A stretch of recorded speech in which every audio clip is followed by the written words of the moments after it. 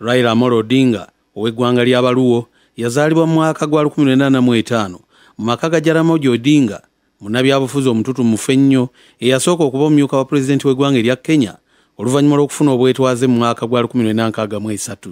Raila Amolo Odinga ebiseera bye eby'obukulu abimaze nnyo mu byobufuzi, ekyamutuusa n'okutuuma omu ku baana be erinnya Fidel olw'okujjukira Fidel Castro eyali pulezidenti w'eggwanga erya Cuba. Odinga y'omu ku babaka mu paalamenti ya Kenya abasinze okulwamu ng'akiikiridde ekitundu eky'Elangata okuviira ddala mu mwaka 1992 okutuusa mu mwaka 2015. Amolo Odinga akulembedde olulyo oluvuganya gavumenti kumpi okuviira ddala eyo mu mwaka 2013. Odinga abadde Ssaabaminisita wa Kenya okuviira ddala mu mwaka 2008 okutuusa mu mwaka 2015.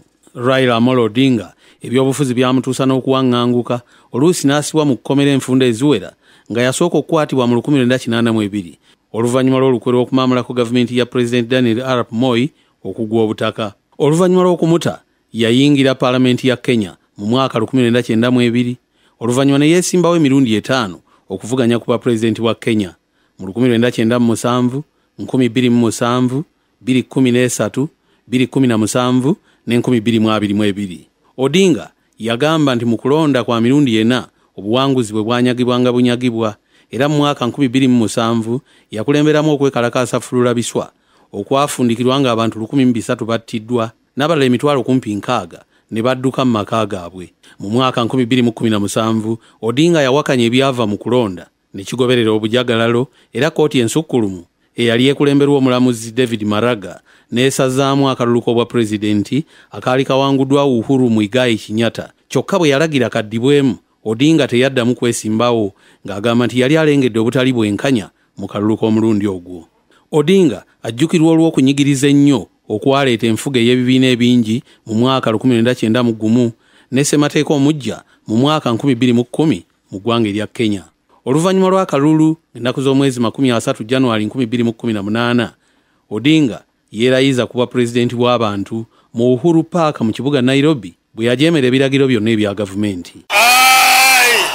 Raila Amolo Odinga, in full realization of the high calling, assumed the office of the People's President of the Republic of Kenya. So help me God.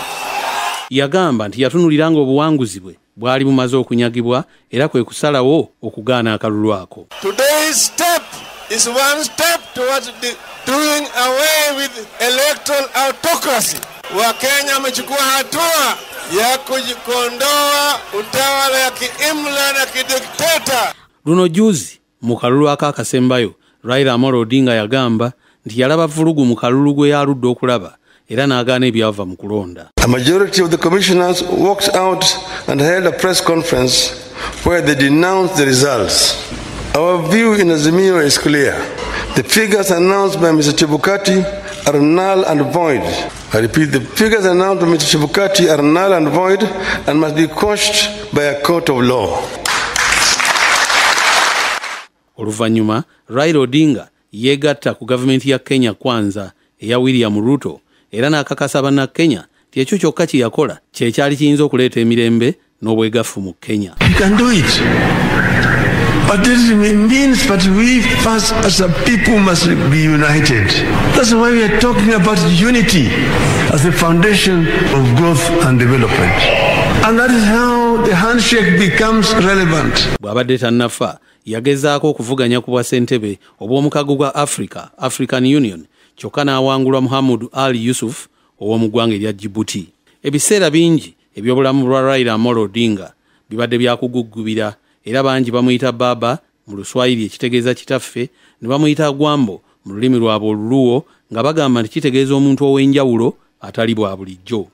Okufa kwa Raila Amolo Odinga kulesse eddibu ery'okunoonyezaamu omuntu ayinza okwambala engatto ze awamu n'okutwala ensonga ze maaso.